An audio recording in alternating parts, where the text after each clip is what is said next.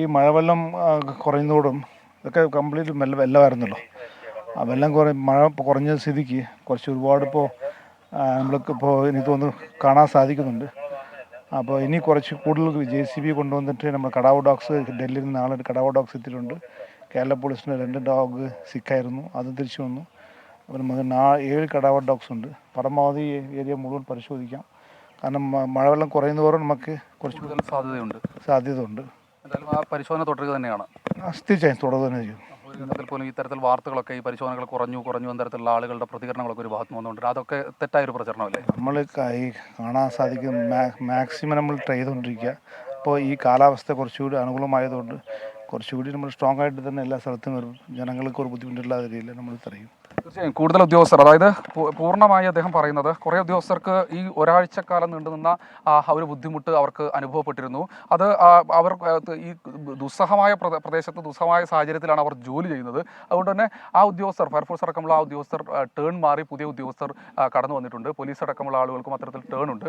എന്തായാലും അവർ വന്നതിന് ശേഷം കൂടുതൽ തെരച്ചിലിന് കുറച്ചുകൂടി ഊർജ്ജം ലഭിച്ചിരിക്കുന്നു, അല്ലെങ്കിൽ കുറച്ചുകൂടി ആ ഒരു വേഗം ലഭിച്ചിരിക്കുന്നു എന്നാണ് നമ്മൾ മനസ്സിലാക്കുന്നത്. എന്തായാലും IG-യുടെ നേതൃത്വത്തിലുള്ള സംഘം ഇവിടെ തുടരുന്നുണ്ട്. സാർ, ഈ മേഖല പൂർണ്ണമായിട്ടൊന്ന് പരിശോധിക്കാൻ തന്നെയല്ലേ? പിന്നെ തീർച്ചയായും കംപ്ലീറ്റ് നമ്മൾ പരിശോധിക്കും. ഓരോ ഇഞ്ചായി പരിശോധിക്കും. ഇനി മറ്റു ഘട്ടത്തിൽ കൂടുതൽ ഹിറ്റാച്ചുകൾ എത്തിക്കാനുള്ള നീക്കം ഉടനെ ഉണ്ടാകും. ഇപ്പോൾ തന്നെ ഉണ്ടാകും. ഒരു 10 മിനിറ്റ് എത്തിക്കും. 10 മിനിറ്റിനകം തന്നെ കൂടുതൽ ഹിറ്റാച്ചുകൾ ഈ ചൂരൽമല ന്യൂ വില്ലേജ് പരിസരത്തേക്ക് എത്തിച്ചേരുമെന്നാണ് IG അറിയിച്ചിട്ടുള്ളത്. അദ്ദേഹം നേരിട്ട് വന്നത് ഇവിടെ ഒരു പക്ഷേ ഇത്തരത്തിൽ കൂടുതൽ ആളുകൾ അകപ്പെട്ടിരിക്കാം, അല്ലെങ്കിൽ കുറച്ചുകൂടി പൂർണ്ണമായ മേഖലകളിലേക്ക് കൂടുതൽ ആളുകൾ അകപ്പെട്ടിരിക്കാമെന്നാണ് മനസ്സിലാക്കുന്നത്. നമ്മുടെ മനു ക്യാമറമാൻ ആ ദൃശ്യങ്ങളാണ് പകർത്തുന്നത്. അത്ര കണ്ട് വേണു ഈ മരക്കഷ്ണങ്ങളടക്കം വന്ന അടിഞ്ഞ ഏതാണ്ടൊരു പ്രേതഭൂമി എന്നൊക്കെ കവികൾക്ക് അല്ലെങ്കിൽ നോവലിസ്റ്റുകൾക്കൊക്കെ വിശേഷിപ്പിക്കാവുന്ന തരത്തിൽ നമ്മളൊക്കെ വായിച്ചു കേട്ട ഒരു അനുഭവം അതാണ് ഇവിടെ കാണാൻ കഴിയുന്നത്. സ്വാഭാവികമായി ഇതിനടിയിൽ ഇനിയും മനുഷ്യൻ്റെ ശരീരങ്ങളോ ശരീരാവശിഷ്ടങ്ങളോ ഉണ്ടായേക്കാം.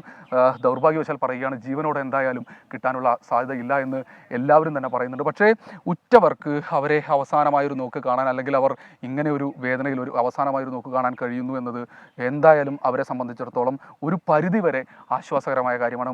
മരണപ്പെട്ടു പോയെങ്കിലും അല്ലെങ്കിൽ മരിച്ചു പോയെങ്കിലും അവർ അവസാനമായി അവർക്ക് അവരെ ഒന്ന് കണ്ട് അവരുടെ കർമ്മങ്ങളൊക്കെ ചെയ്യാൻ കഴിഞ്ഞു എന്നത് ഏറ്റവും അതൊരു പ്രധാനപ്പെട്ട കാര്യം തന്നെ. അതിനുവേണ്ടി തന്നെയാണ് സംവിധാനങ്ങൾ ഇങ്ങനെ ഒത്തൊരുമിച്ച് കൈമയും മറന്നു നിൽക്കുന്നത്. അവർ ഒന്നും നേടാൻ വേണ്ടിയിട്ടല്ല, മറിച്ച് ഇതൊരു ദുരന്തം തന്നെയാണ്.